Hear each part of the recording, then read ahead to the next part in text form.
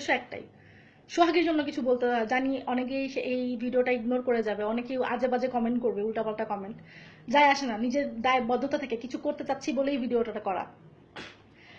19 বছরের একটা মেয়ে ধর্ষণ করে ফেলে রেখা যাওয়া হয়েছে, কোনো শুনশান জায়গায় না, কোনো খালি মাঠে না, নদীর পারে না, একটা ক্যান্টনমেন্টের কালভার্টের নিচে। একটা ক্যান্টনমেন্টে প্রচন্ড রকম টাইট সিকিউরিটি থাকে, এটা সবাই জানে। ক্যান্টনমেন্টে সবাই ঢুকতে পারে না। তাহলে আঙ্গুলটা আমরা কার দিকে তাক করবো?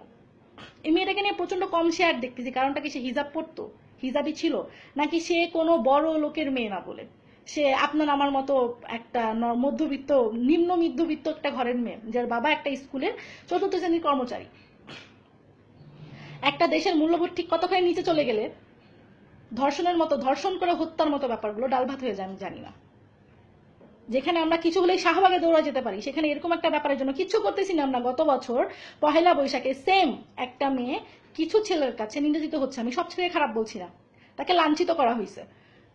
কি হইলো, পেপারে ফেসবুকে আমরা প্রচুর চিল্লাচিল্লি করছি, বাট কোনো রেজাল্ট কি আমরা পাইছি? পাই নাই। আসলে আমরা একটা সলিড রেজাল্ট দরকার। আসলে এইভাবে কতদিন আমরা সবাই বাইরে যাই, আপনি, আমি, আপনার বোন, বাবা, মা, সবাই। শুধু মেয়েদের সাথে ব্যাপারগুলো ঘটছে তা না, আমাদের দেশে দেখতেছি এই যে এত টাকা লুট। আসলে কথার প্রসঙ্গে কথা চলে আসে, ওদিকে না যাই। চিন্তা করে দেখেন, অনেকেই পোস্ট এগুলো করে যাচ্ছে, আরে আমার ফ্যামিলিতে তো কিছু হয় নাই। আপনার ফ্যামিলিতে মেয়ে আছে ভাই, চিন্তা করে দেখেন। কালকে আপনি, আপনার মা বাইরে যাচ্ছে, সে আপনাকে বলছে বাবা বিকাল 5টার সময় আমি আসবো, তোরা কি খাবি বল। আপনি আপনার পছন্দের খাবারের মেনুটা বলছেন, এবং 1 ঘন্টা পর আপনি আপনার মার লাশ দেখতেছেন। ব্যাপারটা কেমন? বা আপনার ছোট বোন যে আপনার কাছে খুব আবদার করে বলতেছে ভাই একটা চুড়ি কিনবো, 500 টাকা দিস তো, তার চুড়ি কেনা হয় নাই। মেয়েটা মাকে বলে গেছিল মা আমার নতুন জামা টেলার্স থেকে নিয়ে এসো, আমি কালকে নতুন জামা পরে ভার্সিটিতে যাবো। I am sorry, I am getting emotional, I am really sorry.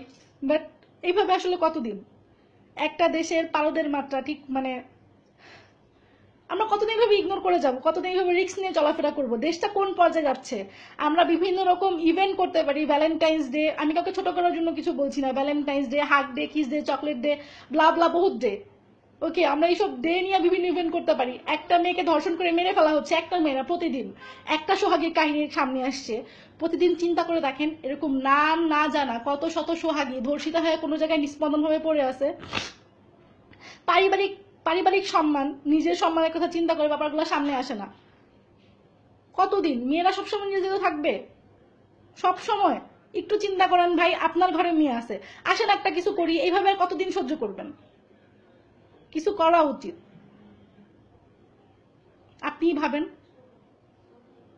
বিবেকের তাড়না সবার আছে, একটু চিন্তা করেন। আমরা একটু চেষ্টা করলেই পারবো। যেখানে 1971 সালে সবাই মিলে একটা দেশের স্বাধীনতা নিয়ে আসতে পারছি আমরা, সেখানে সেই দেশে এইভাবে বর্বরের মতো মেয়েদের লাঞ্ছিত হতে দেওয়া যায় না। আসেন সবাই আগায় আসি, কিছু একটা করি। আর কত সোহাগী এরকম অকালে জীবন হারাবে? আমরা কি পারি না এইসব সোহাগীদের রক্ষা করতে? অবশ্যই পারি। একটু সচেতনতা, একটু মূল্যবোধ, আর একটু সাহায্যের হাত দরকার, একটু প্রশাসনিক সাহায্য, যেটা পেলে সঠিক অপরাধীদের চিহ্নিত করা যাবে। কিছুই বলছি না, শুধু সোহাগীর হত্যাকারীদের বিচার চাই। হয়তোবা এটাও হবে না, তবুও সুদিনের অপেক্ষা আছি। কোনো একদিন হয়তোবা কোনো সোহাগীর মুখে হাসি ফুটবে, কোনো সোহাগী মাথা উঁচু করে বলবে আজকে ভালো আছি।